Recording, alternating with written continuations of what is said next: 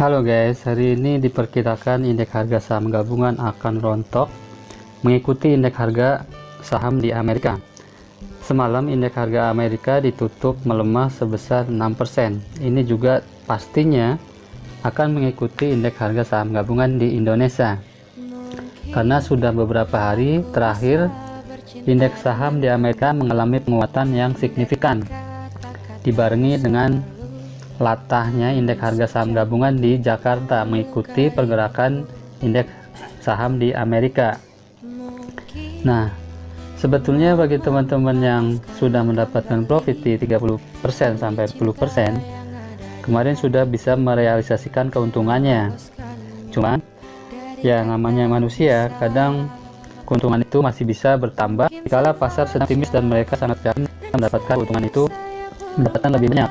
Padahal yang namanya pasar saham itu selalu adanya koreksi atau reversal dari setiap beberapa hari mengalami penaikan.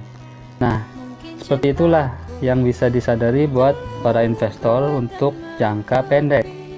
Jadi saya menekankan kepada teman-teman investor atau trader harus konsisten terhadap termin investasinya, karena apabila investasinya untuk jangka panjang, maka fluktuasi harga harian atau mingguan itu tidak berpengaruh pada keputusan investasinya.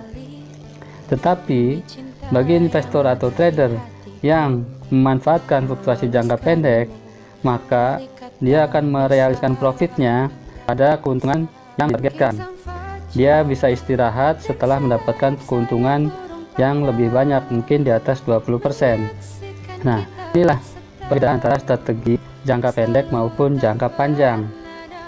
Bagi jangka pendek, maka fundamental perusahaan tidak dilihat sama sekali. Dia hanya memperlihatkan kekuatan permintaan dan penawaran pada saat itu. Sebaliknya, bagi investor ya, ini bukan trader, bagi investor untuk jangka panjang, dia hanya memperhatikan fundamental perusahaan, di mana perusahaan-perusahaan yang dia pilih pastinya atau tentunya dia akan memilih saham-saham yang dikelola oleh orang-orang yang jujur, mempunyai tata kelola perusahaan yang baik, kemudian produknya melekat diserap oleh masyarakat. Nah, pada saat krisis, itulah kesempatan untuk bisa membeli sebanyak-banyaknya perusahaan-perusahaan yang produknya dipakai oleh masyarakat, meskipun keadaan ekonomi krisis. Seperti halnya produk-produk yang melekat di masyarakat adalah produk kebutuhan rumah tangga, kemudian sarana telekomunikasi, kemudian pengembang jalan tol. Ya, seperti itulah saham-saham yang bisa aman pada saat krisis terjadi. Dan kalau misalkan modalnya itu ada, maka investor tersebut akan mengakumulasi, mengumpulkan lebih banyak perusahaan-perusahaan tersebut di harga murah.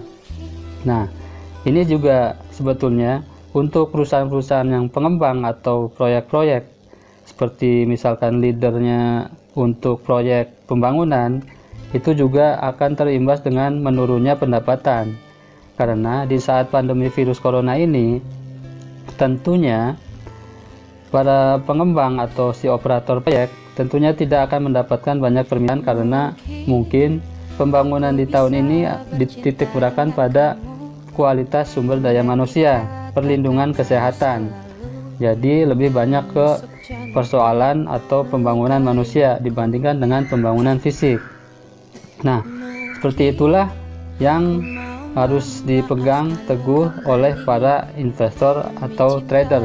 Jadi harus disiplin dengan komitmen tujuan jangka panjang atau mau jangka pendek, karena strategi untuk jangka panjang dan jangka panjang dan jangka pendek itu berbeda, karena strategi untuk jangka panjang dan strategi untuk jangka pendek itu berbeda. Nah, sekian informasi dari saya. Jika video ini bermanfaat, teman-teman bisa like dan subscribe ya, untuk bisa menunggu video saya selanjutnya yang barangkali bisa bermanfaat bagi keputusan atau pertimbangan, karena strategi untuk jangka panjang dan strategi untuk jangka pendek itu berbeda. Nah, sekian informasi dari saya. Jika video ini bermanfaat, teman-teman bisa like dan subscribe ya, untuk bisa menunggu video saya selanjutnya yang barangkali bisa bermanfaat bagi keputusan atau pertimbangan teman-teman dalam membeli atau menjual sebuah saham.